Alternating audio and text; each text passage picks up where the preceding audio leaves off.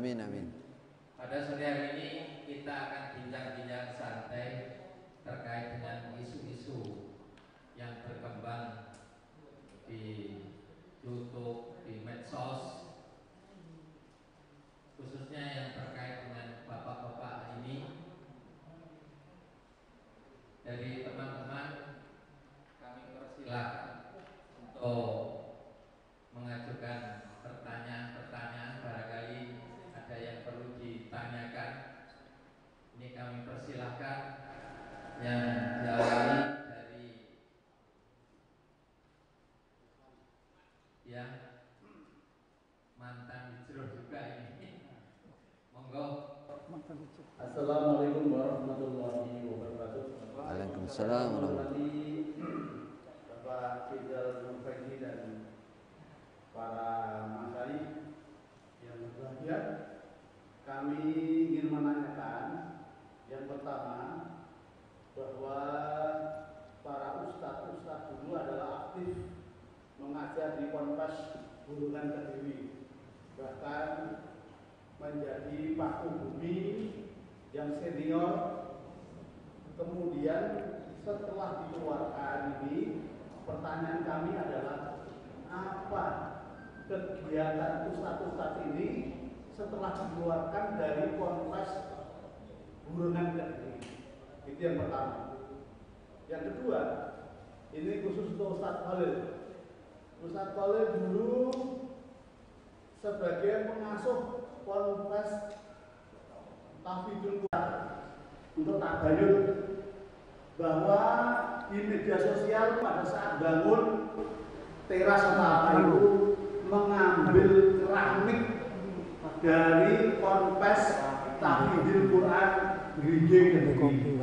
Mohon penjelasan. Demikian, jazakumullah khairan. Bajunya nggak panas. Bismillahirrahmanirrahim. Mungkin saya memulai, nanti dilanjut oleh Ustadz atau saya yang lain. Pertanyaan pertama mengenai apa kegiatan setelah kami keluar dari Pondok Pesantren Islam Jamaah. Ya. Sebagaimana yang kita ketahui bersama bahwa saya dan teman-teman ini adalah pencari ilmu, dan kebetulan proses atau mencari ilmunya takdir Allah di Masjidil Haram. Jadi pulang pun kami membawa amanat keilmuan yang harus disampaikan. Karena dulu kami berangkat dari atau diutus oleh Islam Jamaah, maka kami pulang niatnya, keinginannya menyampaikan ilmu kepada mereka. Singkat cerita, kami dikeluarkan. Maka kalau panjenengan bertanya apa kegiatan saat ini, ya seputar ilmu saja, karena bagian kami, takhusus kami, keahlian kami di bidang itu. Artinya kajian, berdakwah, itu yang kami lakukan. Kalau dulu Anda mungkin pernah dengar salah satu pengurus organisasi Islam Jamaah mengatakan, "Delon gue nek metu lah ora payu."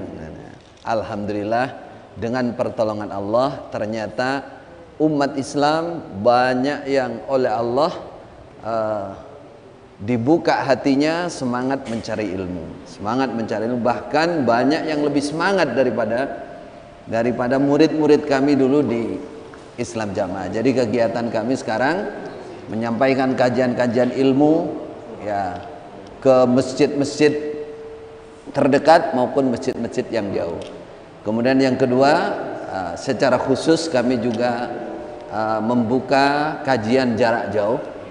Bisa tiap malam atau tiap pagi, khususnya melayani teman-teman yang hijrah dari Islam Jamaah untuk memberikan wawasan kepada mereka, pendalaman masalah ilmu, terutama masalah akidah. Karena dulu di Islam Jamaah itu memang sama sekali tidak diajarkan masalah akidah. Jadi yang kami perdalam subhat-subhat dalam bab akidah supaya bisa segera Gerak Gelang itulah kegiatan rutinitas kami. Kalau dulu kami dari masjid ke masjid adalah masjidnya Islam Jamaah. Kalau sekarang alhamdulillah kami dari masjid ke masjid, masjid umat Islam, umat Islam semuanya. Bisa kami adakan kajian atau mereka mengundang kami, ada yang rutin tiap 2 minggu sekali, ada yang seminggu sekali. Intinya kami berdakwah, menyampaikan ilmu yang kami telah pelajari dari Makkah Mukarramah. Baik, silakan Syekh Aziz. Baik, jazakumullah khair. Assalamualaikum warahmatullahi wabarakatuh. Bismillahirrahmanirrahim. Alhamdulillahi wahdahu wassalatu wassalamu ala man la nabiyya ba'dah wa ala alihi wa sahbihi man wala amma ba'd. Poin saja, to the point, yaitu kegiatan kami ya, khususnya saya pribadi setelah dikeluarkan dari Islam Jamaah. Yang pertama yaitu sebagaimana sifatnya orang iman itu ya, yang tadi sudah disebut ya, tentang kalau pembawa ilmu ya memberikan ilmunya, dan itu memang sifatnya orang iman, selalu memberi kemanfaatan ya, potensi apa yang ada dalam dirinya, nah, apapun yang ada dalam dirinya itu diberikan untuk kemanfaatan. Dalam hal ini ada 2 hal yang khususnya saya berikan ya, yaitu di 2 medan, istilahnya 2 peluang. Yang pertama yaitu di medan agama Allah, artinya bagaimana ilmu yang saya dapat itu ya, kita sampaikan secara luas untuk li'ila'i kalimatillahil ulia. Kalau selama di dalam jamaah dulu hanya lingkupnya kecil dan hanya beberapa kali ditampilkan hanya untuk tampilan saja ya, seperti tamu-tamu dari MUI kalau datang ya kita memang dulu yang dikedepankan ya, Ustadz Khalil, saya, Ustadz Abdullah ini yang ditampilkan ya, karena dalam berinteraksi bahasa ilmu kita nyambung karena istilahnya sama-sama belajar. Nah, begitu kita ya saya dikeluarkan, saya juga tetap istiqomah bagaimana apa yang saya miliki itu untuk li'ila kalimatillahil ulia, sehingga program keilmuan dalam rangka ya, menolong agama Allah, ikut andil berkontribusi dalam meninggikan kalimat Allah, itu yang kita lakukan.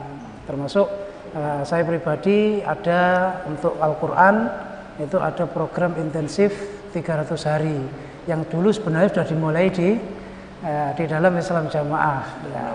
Sudah sekitar dulu 10 tempat ya. Kemudian begitu kita dikeluarkan ya mungkin setahun berhenti ya.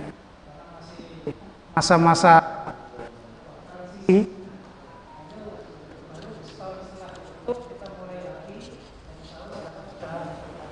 apa tempat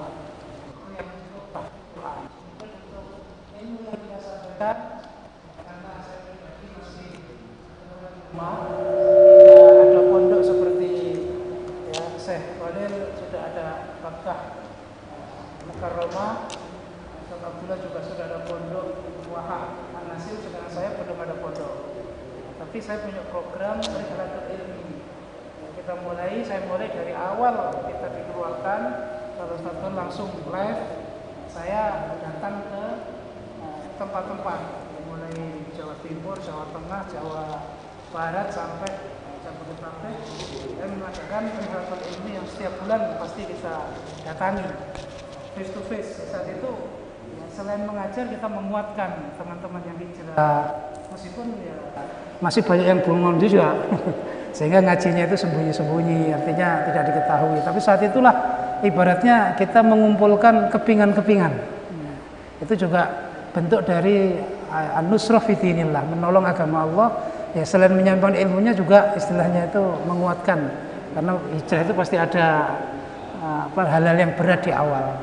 Nah, itu dari sisi menolong agama Allah. Kemudian dari sisi menolong haknya orang Islam, atau istilahnya itu memberi apa yang kita miliki untuk menolong saudara kita, ini hubungannya dengan yang hijrah. hubungannya dengan keadaan-keadaan teman-teman kita yang ikut hijrah dari Islam Jamaah. Selain kita temui mereka, kita kuatkan mereka, kita buatkan acara, ya, acara daurah.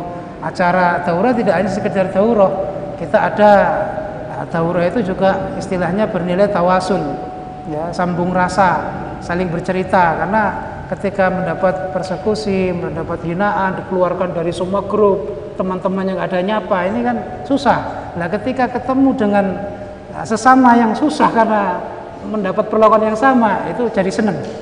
Orang susah ketemu susah jadi senang. Itu yang kita lakukan. Jadi selain memang tujuan kita itu adalah keilmuan, tapi juga bagaimana membuat istilahnya itu tasliyah, istilah menghibur, ya, menghibur. Itu yang saya lakukan, baik itu secara offline kita menjumpai maupun secara online. Begitu juga Ustadz Khalil ada channel Bakah, kemudian Ustadz Abdullah juga ada channel Asa.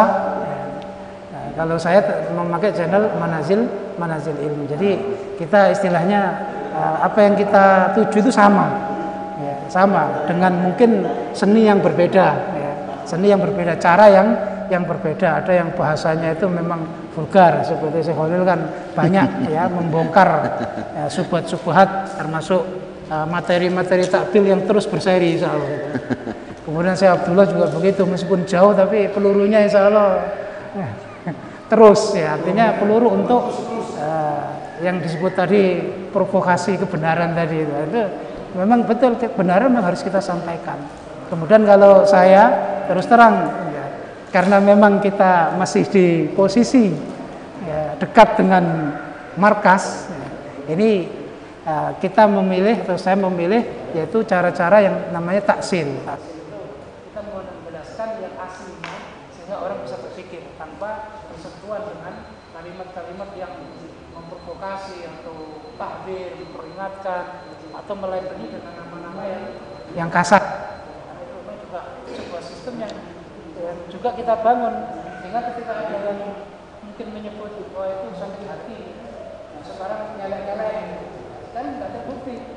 Istilahnya yang membicarakan yang kasar tidak semuanya, nah, membongkar ya tidak semuanya. Tapi bukan berarti saya tidak membongkar, tapi saya sudah menyampaikan dengan cara-cara yang itulah mungkin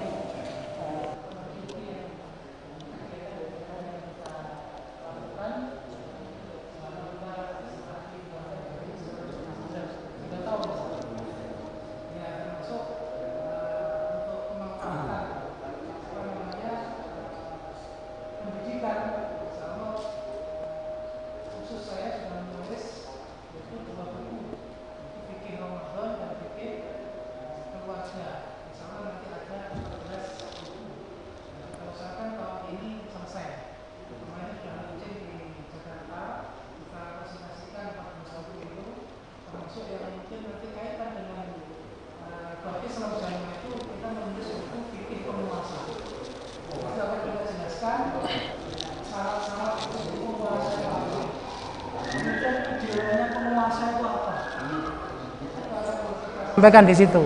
Jadi kita nggak membahas golongan yang spesifik, tapi kita menjelaskan bahwa secara syariat, ya, namanya penguasa itu seperti ini. Itu salah ada 14 buku. Ini bentuk dari kita, kegiatan kita. Ya. Dan kemarin juga dihadiri oleh Ketua JIC Jakarta Islamic Center yang merupakan Ketua pengembangan dan pengkajian Islam Jakarta. Dia juga memberi tanggapan-tanggapannya. Jazakumullah, itu mungkin yang bisa saya sampaikan. Mungkin selanjutnya Ustadz Abdullah sedikit komentar. Allah yasfiq.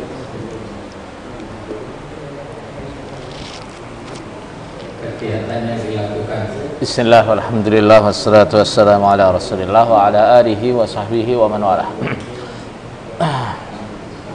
Untuk kegiatan saya sekarang ini, saya ada beberapa model kegiatan. Yang pertama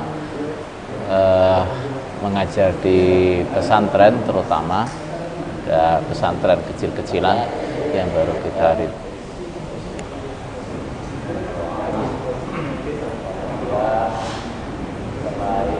ini ngajar di pesantren, saya juga ada jadwal rutin, ya walaupun nggak banyak, saya jadwalkan setiap malam Ahad atau hari Ahad itu untuk mengisi kajian-kajian di luar pondok. Termasuk juga kalau khusus dengan teman-teman Jokam, biasanya kalaupun nggak di jadwal yang tetap, biasanya kalau di situ ada keluhan dari teman Jokam yang sedang gelisah, nggak berani datang tapi ingin didatangi, biasanya saya datangi, ya. Itu biasanya begitu. Jadi walaupun di situ cuma satu orang di tempat yang jauh, kalau mereka minta didatangi, tak datangi biasanya. Tapi kadang mereka yang datang sendiri biasanya, tapi juga nggak selalu begitu. Kemudian untuk buku, saya nggak banyak menulis buku, mungkin hanya ada buku kecil yang saya tulis sudah agak lama tapi belum sempat dikoreksi sampai sekarang. Yaitu judulnya kurang lebih mengurai kerancuan paham imamah dalam Islam jamaah, spesifik banget bahas masalah Islam jamaah. Dan insya Allah cuma bukunya kecil saja, mungkin nggak sampai 100 halaman insya Allah. Itu kegiatan saya selama ini seperti itu, jadi simpel aja. Saya selain itu ya paling kegiatannya wong desa, macul, ngingu iwak gitu. Sing macul murite. Ngaku-ngaku. Kadang yang nguli. Nah.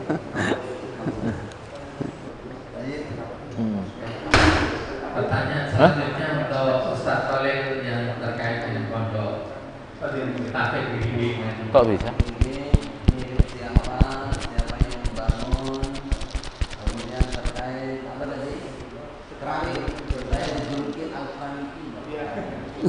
Ini kebetulan yang bersangkutan langsung, nanti saya nambahin sedikit-sedikit, ada di sini, yaitu Haji Insinyur Wahyudi.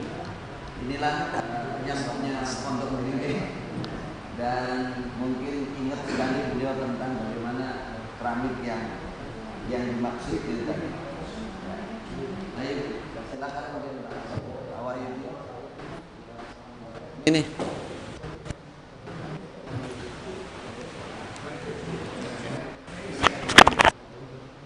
atau ke sini aja. Masuk. Ini aja. Masuk. Cuman beri.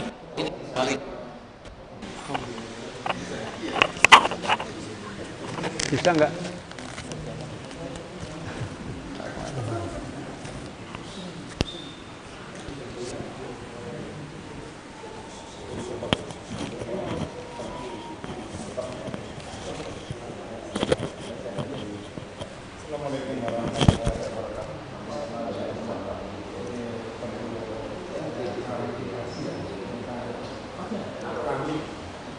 Pondok dulu.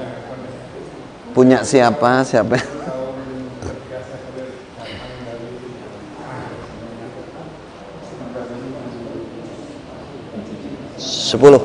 Ya, 11 awal ya.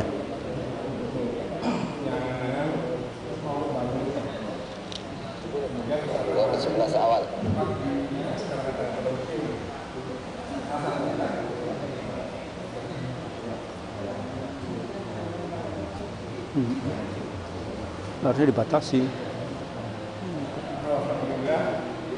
Punya kita nanti pendek aja, ngapain banyak-banyak. Kalau panjang yang dengerin juga bosen. Tahap, ya, bertahap. Setelah kita bangun bertahap, satu gedung, 2 masjidnya kita bangun, kemudian gedungnya kita bangun satu, terus kemudian ada beberapa teman, saya ngajak beberapa teman untuk ikut amal jariah, beberapa teman ya. Bosen, udah nggak konsentrasi lagi. Alhamdulillah jadilah pondok di Gringging itu. Alhamdulillah sampai muridnya bisa 400 siswa. Alhamdulillah cukup besar. Setelah Islam jamaah semua ya. Setelah kami semuanya hijrah ini, kemudian ketika kita ke umroh, ya ketika umroh, tiba-tiba pengurus masjid itu diganti semua. Kita nggak dimasukkan, Syekhul juga dikeluarkan semuanya ketika kita umroh. Kemudian muncul lagi isu tentang Ustadz Khalil al-Keramiki katanya gitu, mencuri keramik. Nah ini kan isu yang sangat apa ya, dusta, isu yang dusta. Jadi waktu itu Syekh Khalil kan memang kebetulan bangun renov rumah atau anu itu ya. Kemudian dia pesan ke saya, banyak saya biasanya kalau beli untuk pondok itu 1000 meter, 1500 meter, silahkan nanti langsung diambil di sana, enggak apa-apa. Yang minta kelompok diambil tak juga minta kita kasih. Anak buah saya dari bengkel juga minta, ya silahkan tak suruh ngambil. Yang itu. Nah kalau saya memang sudah pesan, ya silahkan nanti diambil di pondok saya, nggak masalah. Itu memang keramik itu kan kita butuhnya pondok berapa kita lebih, memang kita beli. Artinya keramik itu punya ya memang kita untuk bangun pondok itu untuk ya dikumpulkan di situ memang. Jadi itu berita yang dusta. Makanya ini perlu kita klarifikasi agar semua menjadi jelas. Gitu mungkin saya. Ya. Saya ingat saya juga seperti itu dan itu sudah lama sekali. Kita nggak mengira bahwa itu bisa diangkat dan diplesetkan. Jadi intinya saya waktu itu renovasi, terus keramiknya kurang lah istilahnya. Saya nyari keramik, kemudian didengar oleh Pak Wahyudi ini. Pak Wahyudi beliau katakan,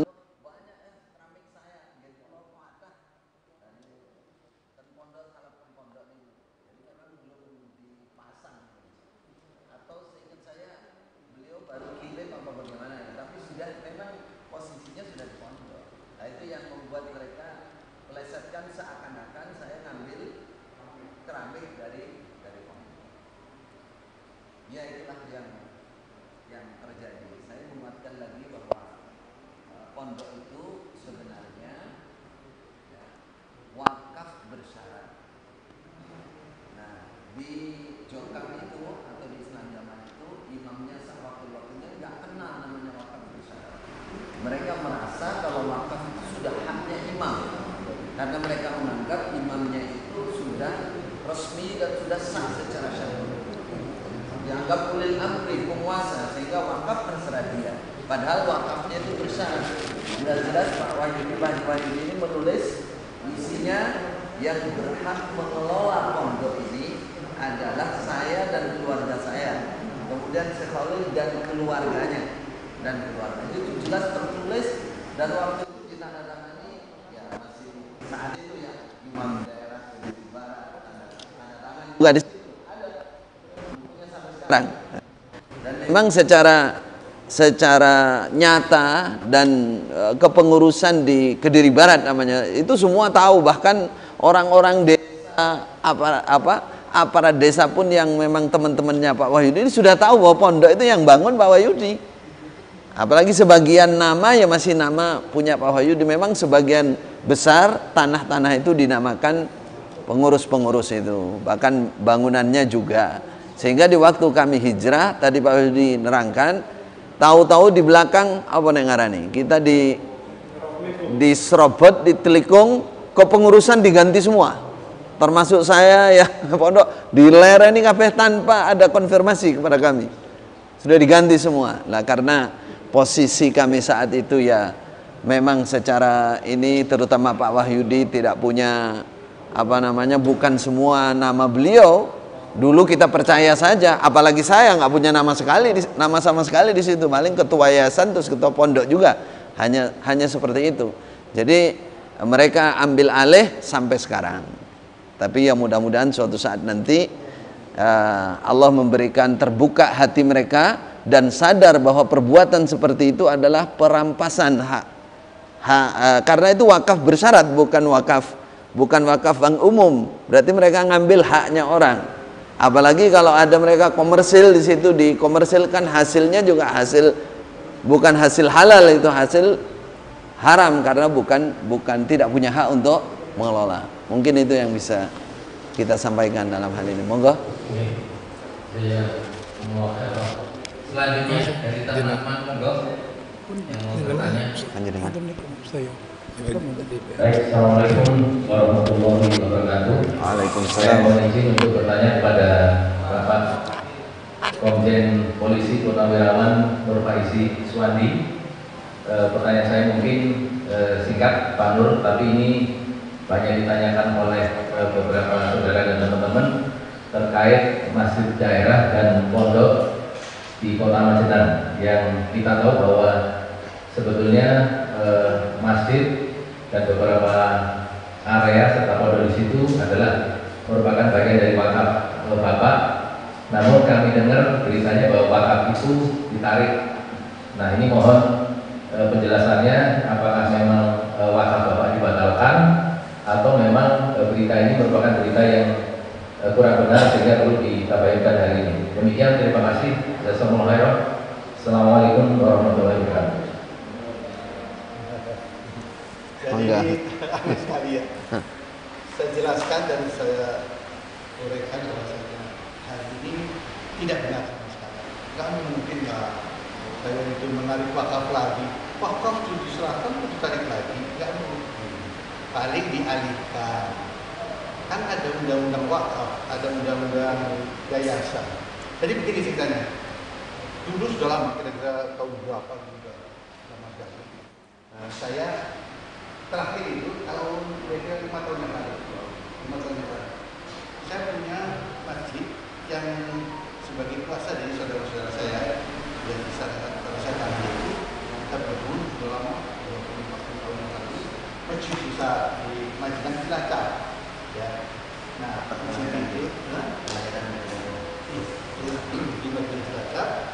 Nah, kemudian masjid itu kita bangun dari tanah wakaf saya, yang kemudian diresmikannya itu wakafnya itu diserahkannya, tapi selama rentang waktu lama ini dikelola sama jamaah, bukan jamaah atau kelola aja.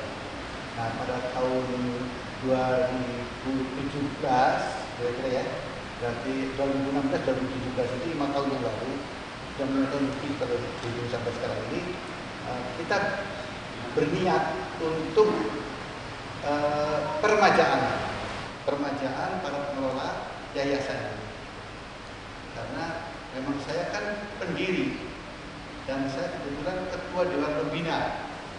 Sebagaimana kita ketahui Undang-Undang Nomor 28 tahun 2004 sebagai yang memperbarui, ya, Undang-Undang Nomor 21 tahun 2001 itu Undang-Undang Nomor 16 tahun 2001 itu menyebutkan bahwasanya wakaf itu diserahkan oleh wakil kepada nadir, dan itu di depan kantor urusan agama.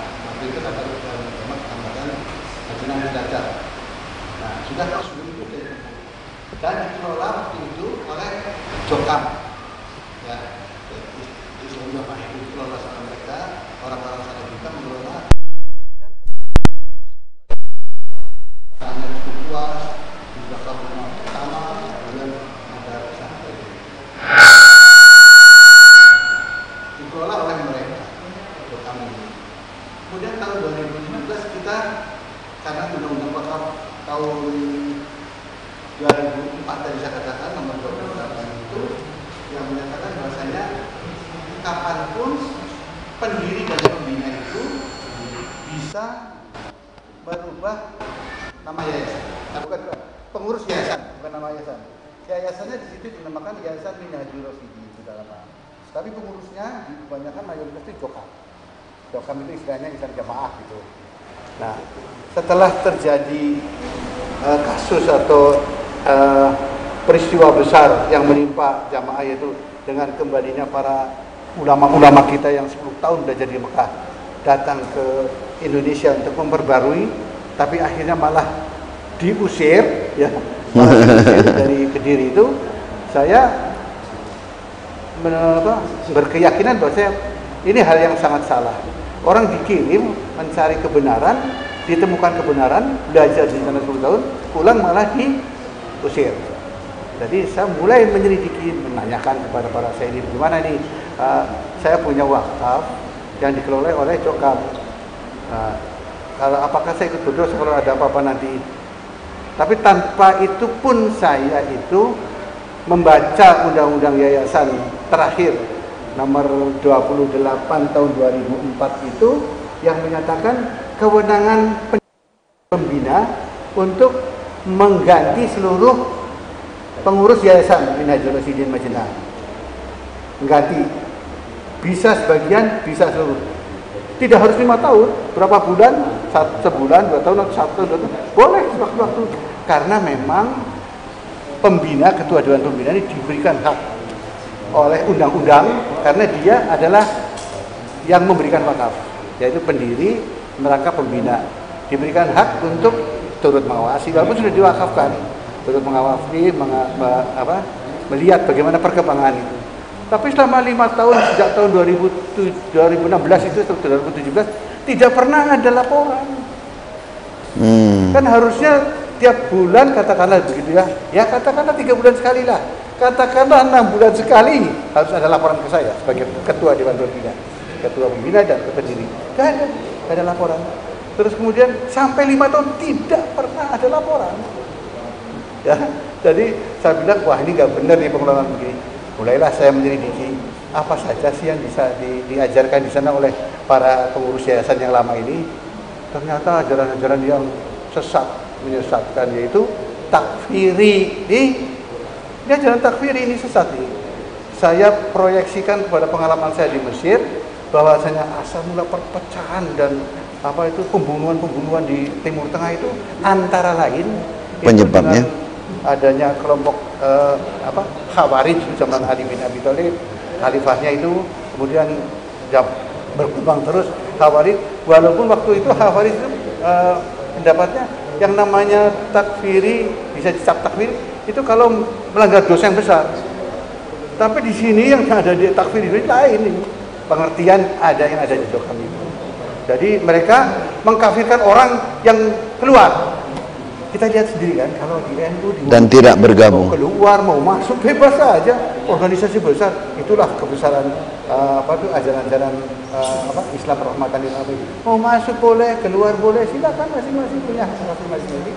Tapi ini masuk dikekang, dikasih doktrin takfiri, bukan hanya takfiri ya, ada takfiri, ada bitonah, boleh berbohong, kemudian harus baiat kepada imamnya, tidak la islama ila bil bayat wala bayata ila bil bitah, la islama ila bil jamaah wala jamaata ila bil bayah bil imamah wala imamata ila bil bayat wala bayata ila bil taat. Tidak dikatakan Islam kalau tidak berjamaah. Nah, itu sih kita semua juga jamaah. Jamaah di mana aja kita jamaah kan. Tapi ada satu lagi, ditingkatkan lagi, tidak dikatakan jamaah kalau tidak berimam ya. Ya, tidak dikatakan berimam kalau tidak berbaiat. Tidak dikatakan berbaiat kalau tidak bertaat. Nah, ini 5 hal seperti ini enggak ada itu ajaran di mana. Saya tanya kepada para saya dan sebagainya, ternyata ini ada hadis, tapi hadis yang diplesetkan gitu. Salah gunakan, diplesetkan hanya untuk kepentingan imam dan kelompok sana itu. Jadi saya yakin ini salah. Untuk itu saya bilang sama mereka, saudara sekali, ini ada begini.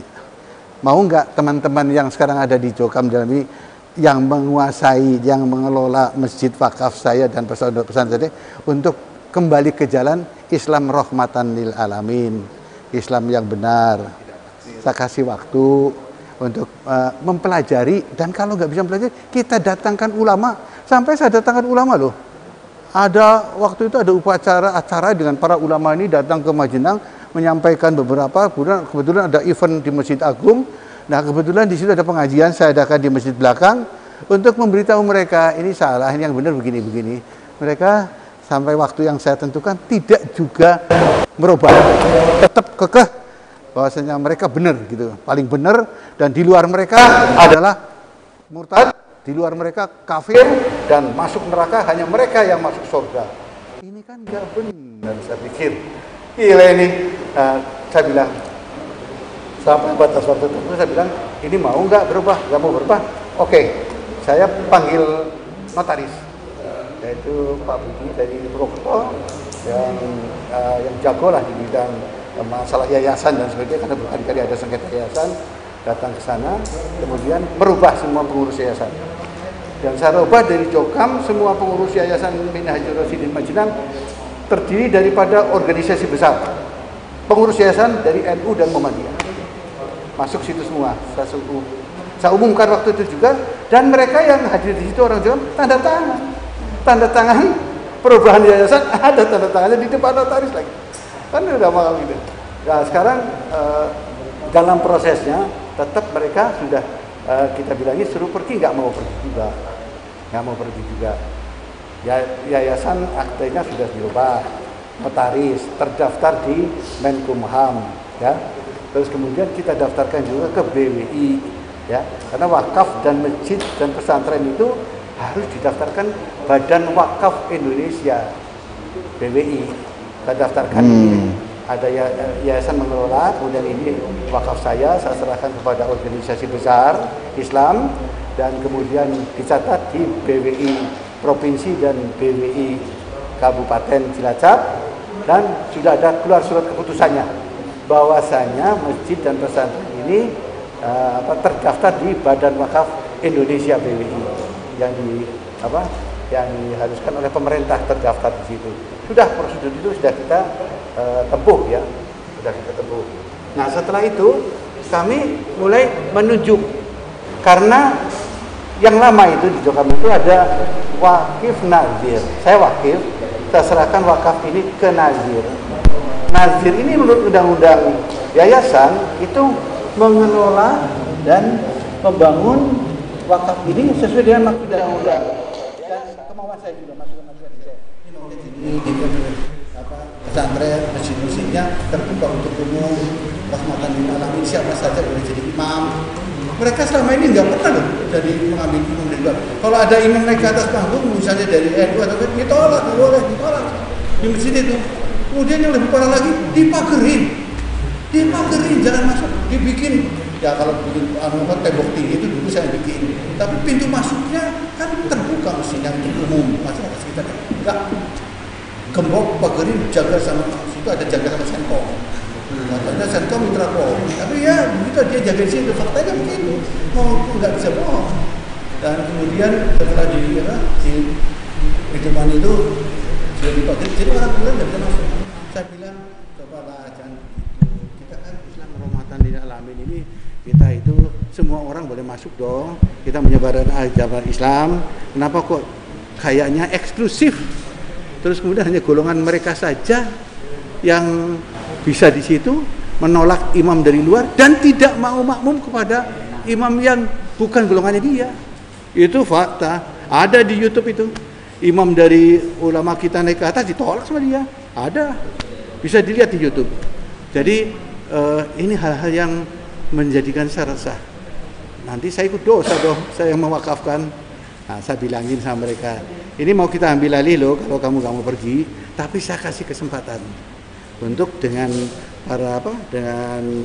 mereka kan punya masjid dan punya tanah banyak, pindah aja, kenapa mendudukin wakaf saya gitu. Jadi saya tidak nyerobot, saya mengalihkan. Satu, yayasan sudah ganti nama-namanya. Dua, mengalihkan pengelolaannya yang sebenarnya dilakukan oleh wakif itu nazirnya itu sudah dirubah namanya dari 5 orang nazir lama yang 2 meninggal, 3 itu karena 3 kita rubah nazir dari organisasi Islam rahmatan lil alamin yang besar, organisasi terbesar lah di Indonesia ini. Kita serahkan ini wakafnya dengan nazirnya juga saya serahkan dia. Saya nggak memiliki, orang organisasi besar sekarang yang memiliki. Saya nyerobot apanya gitu. Pak Nur Faizi itu wakaf kok diserobot. Nyerobot apanya? Ini fitnah. Fitnah keji nih. Nggak terti hukum ya, dan sangat bodoh sebenarnya. Berbuat sangat kebodohan ya, yang luar biasa ini.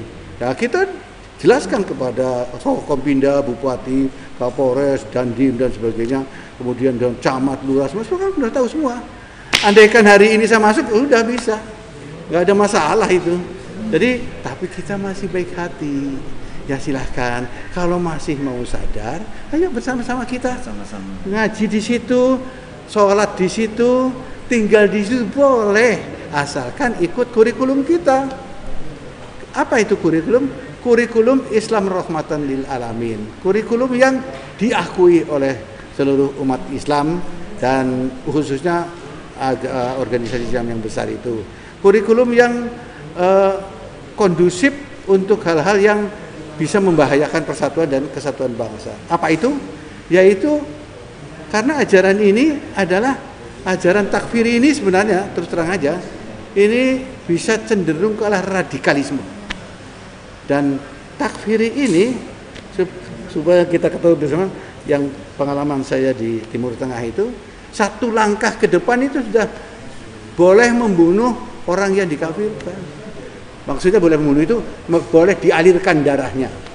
Nah inilah yang sangat berbahaya, radikal, dan bisa terjadi hal-hal yang bisa merusak persatuan dan kesatuan bangsa. Walaupun mereka berteriak-teriaknya, yaitu Pancasila harga mati, Indonesia negara kesatuan. Tapi ingat, dia punya doktrin yang berbahaya, bitona. Ucapannya itu tidak bisa saya percaya. Kenapa? Karena ajarannya bitona. Boleh berbohong. Yang sebenarnya itu ajaran takiyah namanya dari Iran ya, Syiah itu. Tapi itu Syiah takiyah namanya. Tapi sini dia berita, kalau ditanya siapa imam kamu, jangan ngaku.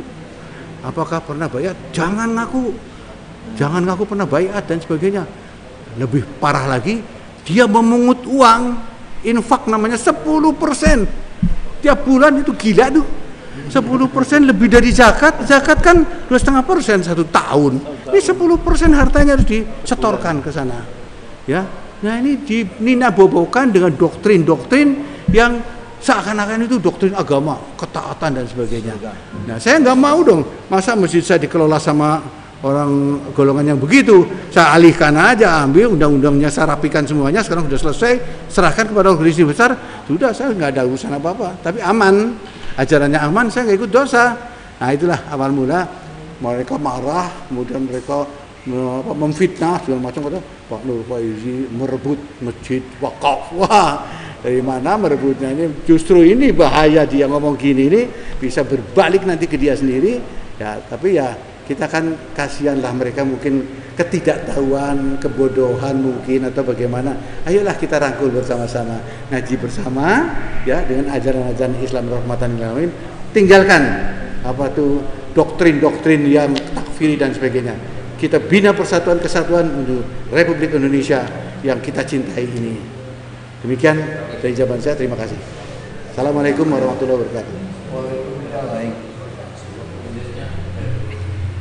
Pertanyaan saya untuk Pak Syekh, Ibu Sekretari dan Sasis, ada pepatah dari kaum saya itu, segala hal atau segala sesuatu yang dibungkus oleh agama diiringi dengan dari dan ayat itu akan terasa indah dan menyenangkan. Dan terkait fenomena yang saat ini berkembang itu di kalangan pendakwah, yaitu program maupun institusi, itu ada semacam upaya itu kegiatan mendorong menggerakkan sedekah kepada umatnya, kepada jamaahnya, tapi kemudian pada ujung-ujungnya berakhir pada tuntutan hukum. Jadi ada yang kemudian mengatakan bahwa ajakan sedekah itu kemudian ternyata pada dasarnya adalah merupakan perhimpunan dana yang tentunya melanggar aturan dan ketentuan. Dan sayang itu dilakukan oleh para pendakwah dai atau institusi keagamaan. Nah ini bagaimana Pak Ustaz itu kemudian menyikapi hal demikian, lalu untuk mencegah itu seperti apa? Demikian. Assalamualaikum warahmatullahi wabarakatuh. Waalaikumsalam warahmatullahi wabarakatuh. Fadhal. Bismillahirrahmanirrahim. Mengenai kasus-kasus seperti ini, ada yang dilakukan oleh perorangan atau personal seorang ustadz atau kiai, dan kalau kita ingat juga dilakukan oleh sebuah kelompok atau organisasi yang saya pribadi tidak bisa hilang ingatan itu yaitu dari kelompok Islam Jamaah yang saya berpuluh tahun ada di dalamnya. Menurut saya memang keikhlasan orang berdakwah, mengajarkan ilmu, menggalang umat, ya, itu sebenarnya adalah pekerjaan hati. Tidak ada orang yang mengerti hal itu kecuali Allah. Innallaha alimun bidzatis sudur. Namun ada kata pepatah, ya, adz-dzahir yadullu 'alal batin, bahwa yang tampak dari seseorang itu kadang-kadang menunjukkan isi batin. Ketika seseorang, ya mohon maaf, ada seorang ustadz misalkan, selalu nasihatnya atau dakwahnya atau motivasinya masalah sedekah terus, nah, uang, sedekah atas nama lipatan pahala 700 ila masya Allah 700.000 unfik alaik, kalau kamu infak nanti pasti dibalas oleh Allah, dan seterusnya. Untuk zaman ini perlu dicurigai ini. Kenapa kok dakwahnya kok selalu itu? Apa dibalik itu? Apa namanya modelnya atau apa sebenarnya motivasinya dia? Motifnya seperti apa? Apakah ini betul, misalkan di belakangnya memang betul dia sedang membangun sebuah pondok, sebuah masjid. Nah, kalau itu pun juga perlu kita teliti kepastiannya. Kadang nanti pondoknya orang, masjidnya orang, dia masuknya ke kantong dia. Nah, yang paling kita curigai kalau dibalik itu bisnis, ya. Jadi atas nama ngambil secara sedekah, motivasi sedekah, terus ternyata sudah pergerakannya ini bisnis. Tidak dijumpai, saya yang belajar ilmu belum pernah menjumpai sejak zaman Nabi atau Khulafaur Rasyidin terus motivasinya sedekah tapi dibalik itu bisnis. Nah ini kalau sudah bisnis ini sudah cenderung ini ada apa-apa nih pasti dibalik ini. Nah, ini intinya mengatasnamakan sedekah untuk memancing umat supaya semangat, supaya terhipnotis, karena umat Islam pasti senang surga, pasti senang pahala, apalagi mereka mengeluarkan uangnya tidak hilang, bahkan bertambah, pahalanya pasti. Lah ini dia, ini yang paling mereka sukai. Nah itulah yang kita baca, ya, ada beberapa ustadz kita sudah tahu sendiri sekarang di beberapa tempat modusnya, motifnya seperti itu. Maka ini yang saya katakan tadi, kita umat Islam supaya lebih cerdas lagi, lebih teliti lagi meneliti hal yang seperti ini, ya, yang seperti ini, supaya sedekah kita, niat baik kita bisa tersalurkan. Ini memang akhir zaman ya seperti ini. Banyak orang ya berkedok agama, memotivasi umat atas nama agama, tapi ujung-ujungnya masalah keduniaan. Ini mungkin secara lahir sebenarnya sedikit saya menyinggung, termasuk dari golongan Islam Jamaah ini yang dulu ya kurang lebih motifnya seperti itu. Kalau Anda ingat, ya, bagi saudara-saudara yang hijrah itu dulu itu masih di awal-awal itu ada penerobos khusus, penerobos pembelaan, sampai ya temanya pembelaan. Pokoknya sampai kalau ada penerobos khusus ini kok pulang nggak bawa apa-apa, ini nggak sukses, nggak sukses. Kalau bawa pulang bawa ayam, bawa piring, ada yang sedekah piring barang ya di zaman itu. Bawa apa itu sukses ini. Jadi kalau orang cerdas sebenarnya lihat dari itu, ini apa ini? Apa-apaan ini kayak begini ya. Kemudian apa ya, iming-imingnya ya terus seperti tadi, sedekah itu dilipatkan, sedekah itu pasti diganti. Apalagi belakangan yang namanya tadi Pak Jenderal nyebut yang mereka sebut isrun persenan, 10% itu malah berat lagi itu. Berat lagi artinya jamaahnya nggak bisa berkutik itu, karena itu ijtihad imam dan itu perintah imam. Kamu sudah baiat kepada imam. Kalau kamu tidak taat dengan ijtihad imam ini, berarti kamu tidak mendapatkan persaksian dari imam. Nanti kamu tidak bisa masuk surga. Ini yang paling ditakut ini. Ini doktrin penyesatan umat, perbudakan kalau boleh saya katakan ya, pemerasan ya di sini ini atas nama agama, atas nama iming-iming surga tadi. Jadi kita berharap bagi umat Islam ya supaya lebih teliti dan lebih cerdas membaca kondisi saat ini. Inilah akhir zaman. Akhir zaman Rasulullah sudah mengatakan di zaman fitnah itu akan muncul du'atun, para dai yang yad'una ila abwabi jahannam, yang mereka berdakwah sebenarnya hakikinya mengajak ke pintu neraka jahanam, walaupun dia disebut pendai itu sudah agama yang diomongkan, tapi sebenarnya di balik itu karena banyak menyelisihi dalil-dalil yang benar pengertiannya, sehingga berpolitik ataupun menutupi dirinya, kedok dirinya seakan-akan itu surga betul. Waliyadzubillah. Nah, saya silakan jika menambahkan. Ya, sedikit saja untuk masalah fenomena zaman sekarang ini, memang seperti tadi disampaikan, itu fenomena akhir zaman, yang mana akhir zaman ini sesuai dengan dalilnya dunia itu kan akan semakin dibuka. Termasuk fitnah terbesar umatnya Nabi Muhammad itu adalah fitnah harta.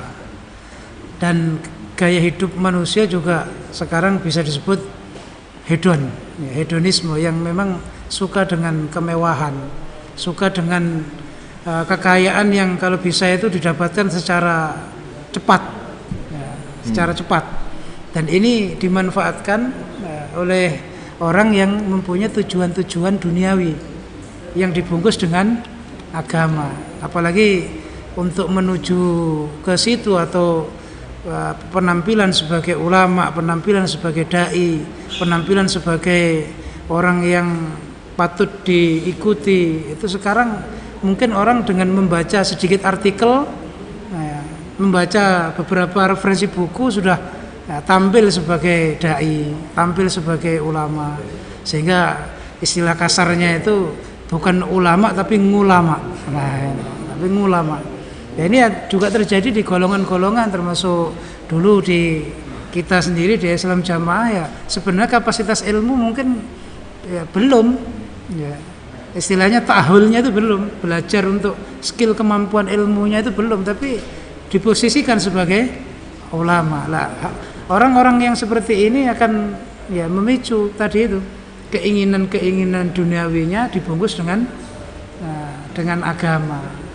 Nah, jadi banyak ya, baik para orang yang disebut ustadz atau dai, atau bahkan mungkin golongan-golongan komunitas-komunitas ya dakwah atau komunitas, bahkan seperti di lembaga-lembaga pendidikan itu kadang-kadang ya ada yang sebenarnya tujuannya itu adalah dunia, ya, bagaimana mengeruk harta sebanyak-banyaknya dengan lewat agama. Ya mungkin agamanya tetap ada, tapi itu hanya untuk tampilan. Ya, padahal secara hukum Islam itu kan bagaimana kita mengeluarkan harta untuk agama. Kalau dunia pendidikan ya untuk ilmu. Makanya dulu diceritakan negara Israel itu mengkritik ya, negara Saudi Arabia atau negara-negara Arab yang memang dalam pendidikan mereka itu banyak memberi fasilitas ke rakyatnya gratis.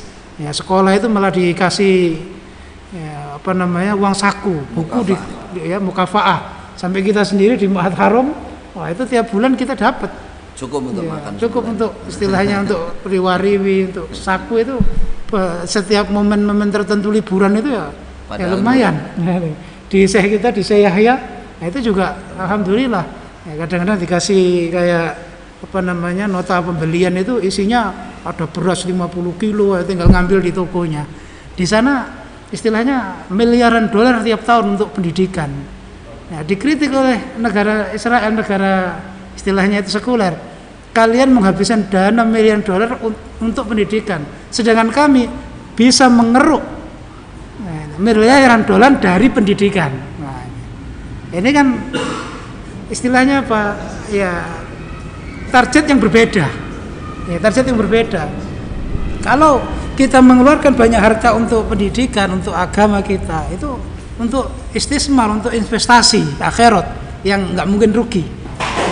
Yang nggak mungkin rugi. Nah, ini bentuk dari bagaimana kita memahami itu. Makanya ini yang dimanfaatkan oleh para dai-dai yang disebut tadi itu, yang obsesinya hanya yaitu dunia. Nah, di situ ada indikasi-indikasinya atau indikator yang menentukan hal itu. Ya, termasuk ya beberapa yang sudah disebutkan tadi. Kalau nasihatnya, ceramahnya cuman istilahnya menggembar-gemborkan hanya donasi, sedangkan mungkin peruntukannya untuk apa itu nggak begitu disampaikan. Kalau ada yang nanya, jangan jadi Bani Israil. Nah, istilahnya apa? Ya sebagai bukti kefahaman, sebagai bukti ketaatan itu nggak boleh banyak nanya, harus percaya. Nah, ini bentuk. Kemudian termasuk indikatornya kalau umpama ya ngaji nggak datang, acara-acara nggak datang, sambungnya nggak tertib. Tapi kalau apa namanya pembelaan tertib, nah, oleh komunitasnya itu dianggap nggak masalah. Nah, ini berarti indikasi bahwa yang tujuan utama itu adalah ya, pembelaan. Pembelaan. Akhirnya dikatakan UUD itu. Nah, ini kan nyata jelas.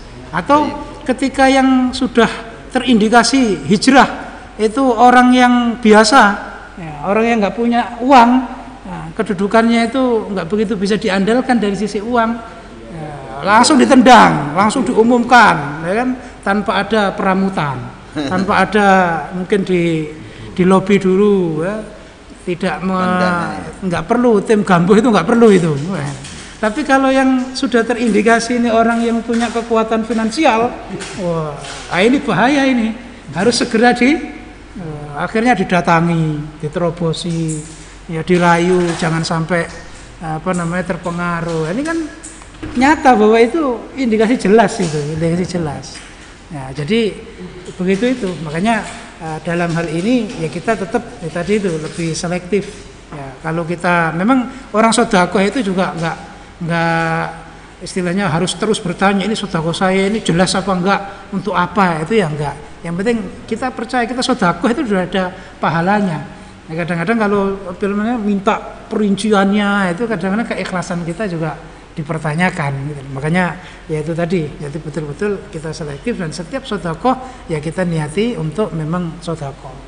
Nah, itulah mungkin beberapa sedikit pandangan tentang fenomena zaman sekarang, adanya penggalangan donasi yang kayaknya terus menerus, ya tinggal kita melihat ya positifnya. Jazakumullah khairan. Baik. Jadi Pertanyaan simpel, jawaban juga insya Allah simpel.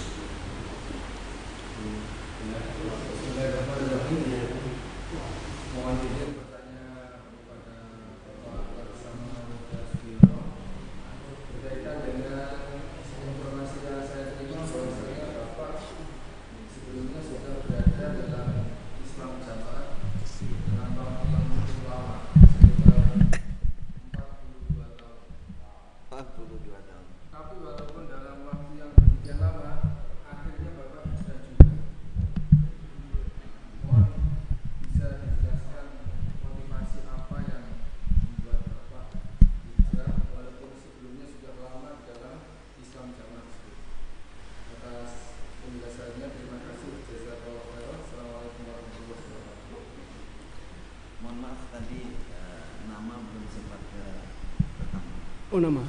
Oh, menurut kalau di domisili sama.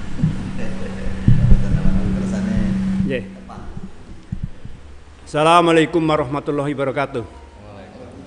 Nama saya Sugiono, pensiunan Angkatan Laut, tempat tinggal di Kelapa Gading, pangkat terakhir bintang 2.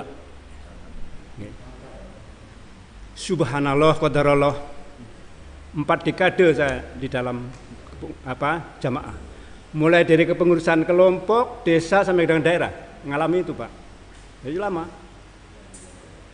Jadi tetapi semua itu perjalanan hidup saya, ya, insya Allah. Tetapi di ujung perjalanan itu yang saya selalu syukuri Pak. Saya ingat terus sampai nangis itu Pak kalau ingat. Seiringan dengan berjalannya waktu atas karunia Allah, saya mulai belajar ilmu syar'i, ilmu agama yang berdasarkan Quran hadis, ya, sesuai dengan pemahaman para sahabat, sebagaimana diajarkan oleh Rasulullah, kemudian difahami oleh sahabat, dipahami oleh para tabi'in, tabi'ut tabi'in, diteruskan ke generasi-generasi penerus. Dan itu sudah dijamin di dalam Al-Quran, surat At-Taubah ayat 100, ya kan, sudah dijamin. Jadi kan, nah, inilah contoh generasi yang terbaik. Nah, kita hidup sekarang di zaman akhir, zaman fitnah. Kenapa kita tidak pilih contoh sana? Ya. Nah, bagaimana saya sampai seperti itu? Ya, kembali lagi karunia Allah ini Pak. Karunia Allah, saya mulai belajar. Mulai mendengarkan radio Roja itu, kemudian ada kajian di Kelapa Gading. Di mana? Di sini, Dr. Kalimas. Oh, saya datang sana. Kebetulan sama keluarga ya. Alhamdulillah. Jadi kami ini betul desa. Jadi saya, istri dan anak-anak ikut semua Pak. Jadi bukan sendirian. Ya. Nah, sering dengan demikian maka mulai saya ada pemasukan ilmu, sehingga wawasan dan pemahaman saya tambah. Loh, dulu saya kan nanyanya taunya itu aja kan, dijejeli terus itu kan, 5 bab setiap hari, apalagi pengurus kan setiap hari itu musyawarah Pak, masya Allah. Ya, tapi itu qadarullah, saya tidak, ya udah terjadi, itu saya syukuri karena saya mendapat tunjuk. Ya. Kemudian dengan proses belajar ini, ya, thalibul ilmu itu, karena thalibul ilmu kan wajib hukumnya, tiap wajib fardu ain bagi tiap orang, ya kan, belajar ilmu ya karena semua ini dari Allah ya, sehingga terbuka wawasan saya, terbuka pemahaman saya, ya, dengan akidah dan manhaj yang lurus dan benar, ya, dan dicontohkan oleh Rasulullah Sallallahu Alaihi Wasallam, para sahabat, para tabi'in, para tabi'in tabi'un, diteruskan penerusnya, generasi berikutnya, ya kan. Nah, alhamdulillah kita kan sebagian gitu loh. Ini masya Allah, perbedaan jarak waktu dan tempat jauh sekali, tetapi Allah berarti menghendaki kebaikan, sehingga kita dikasih petunjuk. Dan inilah yang saya sampaikan selalu di awal, ya, masya Allah, la haula wala quwata illa billah, ya kan. Semua ini terjadi, kebaikan ini terjadi karena kehendak Allah. Surat An-Nisa 79. Apa-apa yang baik di sisi kalian adalah dari Allah, tapi apa-apa yang jelek itu dari dirimu sendiri. Iya kan? Oleh karena itu kembali lagi, saya sangat bersyukur ya di usia senja saya diketemukan dengan jalan yang lurus. Dan saya berdoa mudah-mudahan saya bersama keluarga dan generasi turunan saya bisa istiqomah sampai dengan akhir hayat. Lebih yakin lagi dengan pemahaman ini, karena saya terus jadi rajin ngaji Pak, termasuk jadi di tempat kami juga kita adakan pengajian ya. Ya. Kajian, sehingga lebih yakin lagi ketika beberapa kali saya umroh bulan Ramadan Pak, jadi 1 bulan di sana bersama keluarga, kan ikut kajian-kajian di sana, kajian baik di Madinah maupun di Mekah. Di Madinah bahasa Indonesianya ada waktu itu masih Ustadz Firanda, ya, di gate nomor 19 itu di sana. Oh begini, oh tambah yakin. Dan kebetulan jamaah rombongan saya banyak orang sunnah, jadi kan kita tambah terus di hotel ketemu, di anut ketemu terus. Jadi intinya ilmu Pak, ilmu itu yang membuka jalan. Tapi ilmu bisa datang tentu Allah yang menghendaki, ya kan, tidak ujuk-ujuk apa. Tapi ada perantaranya, siapa? Para guru. para guru itu. Nah, kita berhati-hati harus milih guru, karena guru harus betul-betul kita tahu pasti yakin ini akidahnya benar, ini maksudnya lurus, kemudian akhlaknya baik. Itu guru yang akan luruskan ilmu. Jangan sembarangan cari guru. Tapi kalau kita mencari kebenaran dari siapa saja boleh, asal benar. Tapi kalau cari guru harus jelas. Ya, harus jelas. Akidahnya jelas, manhajnya jelas, kemudian akhlaknya soleh. Ya, jadi itulah kira-kira perjalanan hidup saya yang alhamdulillah saya selalu bersyukur dan selalu saya syukuri. Ya, insya Allah dari jalan belajar ini Allah membukakan pintu jalan hidayah, taufik, dan mudah-mudahan ini menjadi jalan surga saya dan Tuhan. Insya Allah ini menjadi hibror, ya, pelajaran. Mungkin teman-teman saya yang masih ada di dalam sana, ya ini bukan kalau Allah menghendaki kenapa tidak, ya kan? Ya, karena kuncinya di belajar ilmu. Kita kalau masih di dalam tempat di dalam saja, kita nggak bisa membandingkan ini benar atau salah nih. Tapi kalau kita bisa belajar, gurunya Imam Bukhari aja lebih dari 1000, padahal beliau berapa hafalannya? 1000 lebih gurunya. Lah kita gurunya siapa? Nah, ini menjadi benar. Oleh karena itu saya menghimbau pada teman-teman saya, saudara saya, keluarga saya yang masih di dalam, ya marilah kita belajar dulu lah. Kita mungkin saya nggak bisa nyampaikan dalilnya, saya kan masih fakir ilmunya lah, masih nggak ada apa-apanya. Belajar kepada ilmu yang benar. Nanti insya Allah kalau Allah menghendaki terbuka, karena jalan yang hidayah itu lewat ilmu. Insya Allah ini menjadi ibror untuk teman-teman sekalian, dan saya doakan mudah-mudahan keluarga saya masih dalam, ya kan masih ada mungkin ponakan-ponakan, kebetulan kakak-kakak adik saya masih ada di dalam, ya, tapi saya selalu berdoa setiap saya sholat, mudah-mudahan Allah memberikan petunjuk, karena yang tidak ada yang orang bisa memberikan hidayah kecuali Allah. Itulah mungkin sedikit pengalaman saya, dan bukan bisa memberikan motivasi, karena tidak ada kata-kata terlambat di dalam belajar, insya Allah. Assalamualaikum warahmatullahi wabarakatuh. Waalaikumsalam warahmatullahi wabarakatuh. Jazakallahu khairan. Pak Laksamana. Ini pertanyaan selanjutnya ke Ustaz Khalil sama Ustaz Abdul Aziz. Jadi juga Ustaz Abdullah. Panjenengan ketiga ini kan dari Islam Jamaah mulai kecil. Nah, terus panjenengan jadi ulama fakumi, sebutannya di Islam Jamaah itu. Kemudian panjenengan dikirim oleh Bapak Amir, diutus oleh Bapak Amir, Amirnya Islam Jamaah. Saya dengar demikian, itu untuk mencari isnad, juga mencari ilmu ke sana, terus dibiayai oleh jamaah. Jadi istilahnya itu biaya sabilillah jamaah. Bahkan di medsos itu ada teman saya yang masih di dalam itu habis ratusan miliar kalau nggak salah itu untuk biaya Anda bertiga ini nggak main-main. Nah, setelah katakanlah pulang itu panjenengan ini malah keluar, apa memang dikeluarkan atau bagaimana? Ini tabayun aja ini. Jadi apa bagaimana? Bahkan teman saya itu di medsos ngomong panjenengan tidak sekedar keluar, pengkhianat. Jadi pengkhianat. Jadi malah merusak di dalam Islam Jamaah itu, panjenengan dianggap perusak jamaah.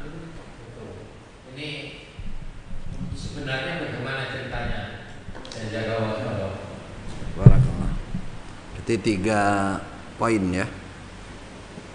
3 poin pertanyaan, mungkin kita jawab dengan singkat karena ini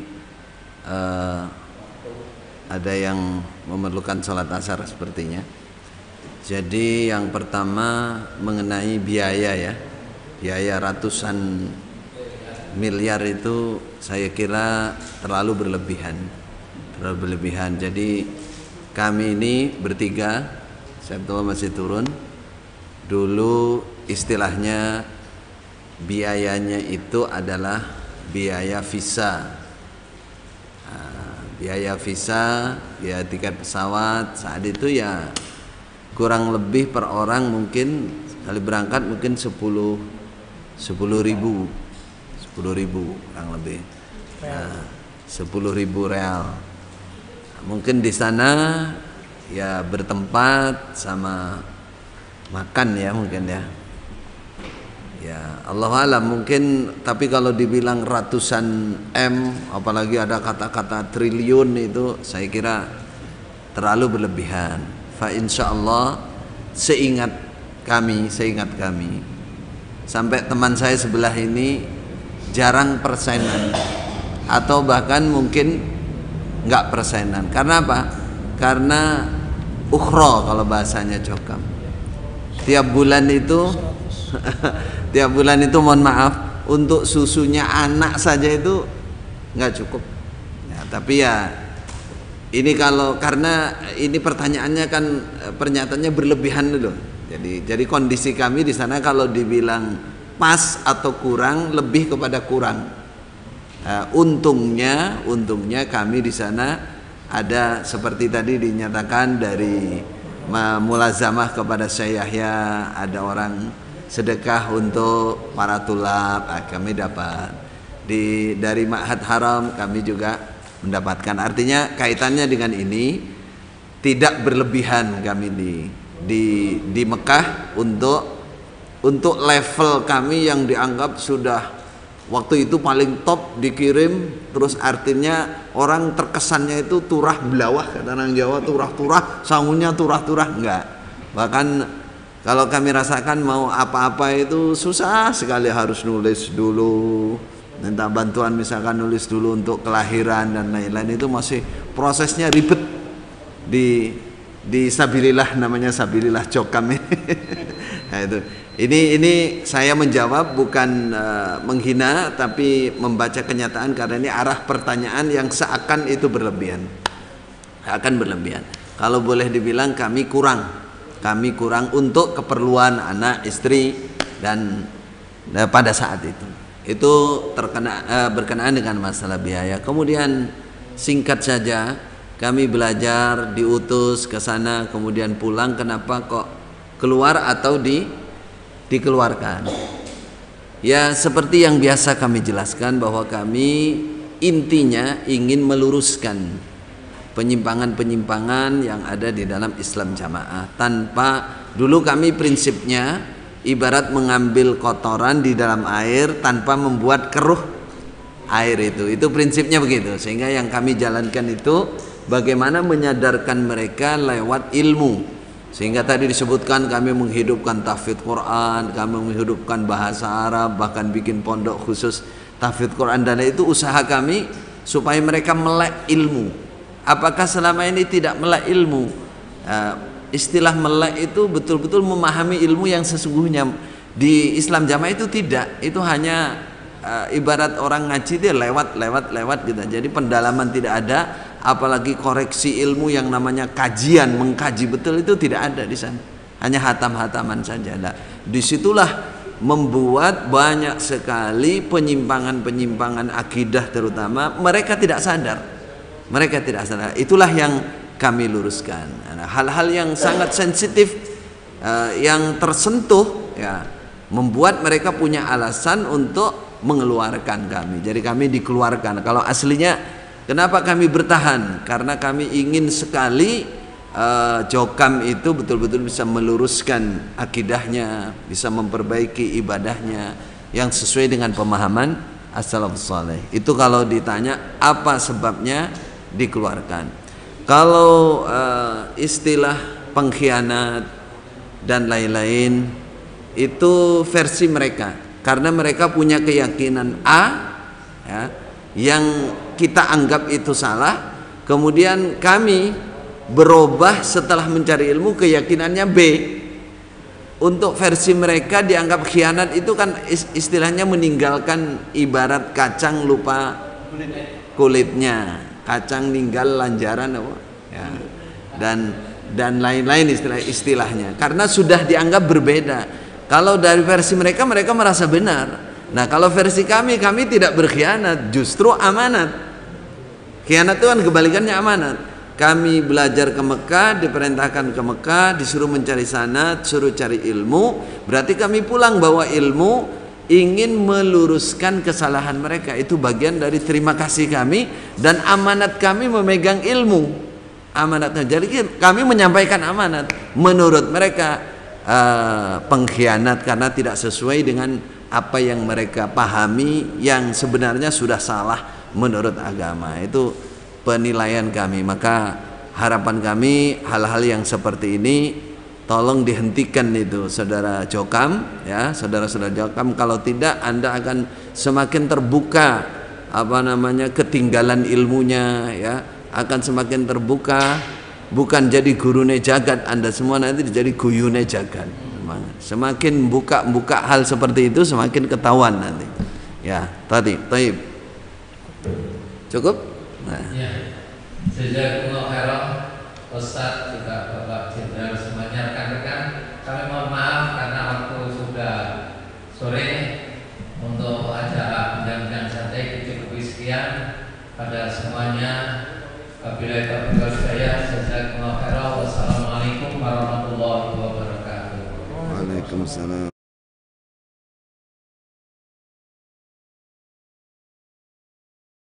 شيء علما